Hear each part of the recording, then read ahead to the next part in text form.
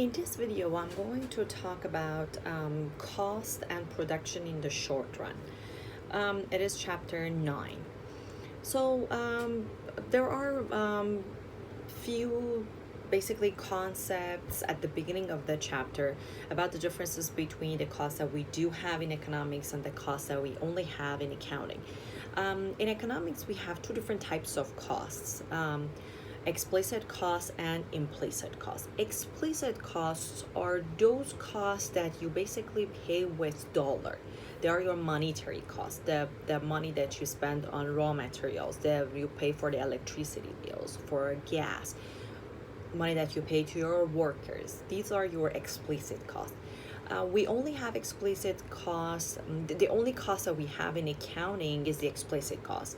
But in economics, besides the explicit cost, we have another cost which is called implicit cost. Implicit costs are basically opportunity costs. It could be your time. Instead of running your own business, you could work for somebody else. It could be the opportunity cost of buying capital in the past.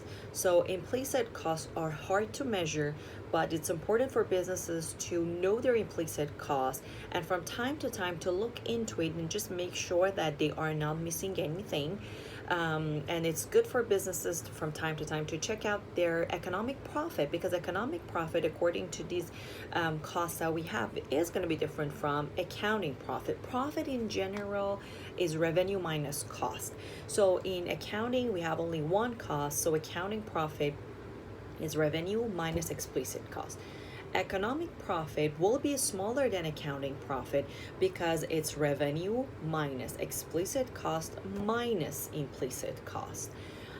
It is normal and okay for businesses to have zero economic profit, because we will see in chapter 10 that after especially at the lower level of output, after this zero profit point, businesses actually are going to make money, and a business becomes profitable after this point. So it's okay to have a zero economic profit. We call it normal profit, or we call it break-even point. It means it's just the revenue is enough to cover all the economic costs, both explicit and implicit. If you also look at the lecture notes, you will see that we're talk a little bit about production, and again we go back to the cost. The focus of this chapter is on the short run, both production and cost in the short run, but we briefly talk about long run cost at the end of this chapter. What is the difference between short run and long run? We briefly explained it in elasticity chapter. Remember that in the short run, businesses don't have enough time to change their output. And short run is short. We're talking about 6 month period, 1 month, 2 months, at most 6 months. So businesses really don't want to expand in the short run. They don't want to invest much in the short run. They don't want to buy capital. They don't want to rent a new office, get a bigger kitchen, change their location, change their production lines in the short run, because it's just too risky. So the only factor of production that they're going to change in the short run is labor, again because labor is cheap. In the long run, however, they know everything about the market. The long run is more stable, less riskier, so they can expand, they can buy anything and everything in the long run. That's why short run is really critical to businesses. They should not make any mistake in the short run. If they do, they cannot really stay in business, and they cannot meet that long run that we're talking about here.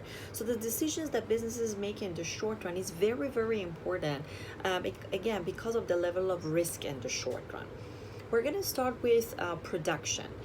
So the only thing that the producers can change in the short run in terms of production is labor. So how many workers they are going to hire will affect their production. They should find that optimal number of workers, however, in the short run to make money even in the short run. So it's very, very important for them to figure out that a number of workers, or the number of hours of work that is good for their business. Few concepts that you need to remember is total product, marginal product, Total product is the total amount of output that we produce. Marginal product is the additional amount of output that we produce by hiring one more worker or by increasing the hours of work by 1 hour. It's the change in total product divided by change in labor. Okay. Another important topic, a concept, average product or labor productivity. It's the amount of output per worker, per unit of worker. Okay, how much each worker basically can produce. That's the labor productivity. There is another concept we have here, which is called law of diminishing returns. What does it mean? So when in the short run, you have limited capital, you have limited land space, right? So let's say we're talking about a kitchen in a restaurant. We have 2 workers in the kitchen, but business is really good, so the manager wants to hire 2 more workers. Why? Because during the lunchtime, there's a good crowd, there is a high demand, let's say for the burgers in this restaurant. So the manager hires 2 workers. We are putting these 2 workers in the very same kitchen. The number of ovens are the same, the number of pans and pots are all the same. Nothing is changing in the kitchen. We're not renting a bigger kitchen. So everything is fixed, the technology is fixed. We're just adding 2 more workers. Since there is a demand in the kitchen, in the restaurant for our burgers, these 2 new workers are going to increase the total amount of burgers, total product. They're going to increase it a lot. So marginal product, the additional burger that these 2 workers are bringing to the table, will go up too. The manager decides to hire 3 more workers. So now we have more people in the kitchen, same capital, nothing has changed, same technology, nothing has changed. We have now more workers in the kitchen. What will happen? Total number of burgers, let's say per hour, will go up, but not as fast as before. Why? Because our workers in the kitchen don't have enough space. They do not have enough capital to work with. So they are not as productive as before. So the additional number of burgers that each worker can produce starts to decline. We have this diminishing returns here. Remember, when we experience diminishing returns, your output is still growing, your total product is still going up, but at a slower rate. This is where your marginal product is going down. And this is where your average product, which is your labor productivity, is also going down. At the beginning, when we hired the 2 workers, the total product went up very, very fast because our labor was very productive. So total product is going up very fast. Marginal product is going very fast. Average product, which is your labor productivity, is going up too. We call this situation increasing return. Okay, so businesses in the short run, they experience increasing return when they hire more workers. If they are not careful and hire too many workers, they will experience this diminishing returns. Their output is going up slowly, their marginal product starts to decline, and their average product is going down. And if they want to even hire more workers, the total product starts to decline eventually.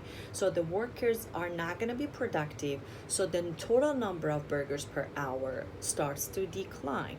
This is where businesses is in danger. And this is where marginal product becomes negative. We call this situation negative returns. So as you can see, hiring more workers is not always a solution. One common mistake that businesses make, they think if they hire more, they're gonna make more money. However, sometimes if they are not careful and they just carried away with the more number of workers, they might actually lose money because their marginal product starts to decline. So the additional labor is not bringing anything to the table, and the additional number of burgers actually will go down. In the next video, I will talk more about different costs in the short run.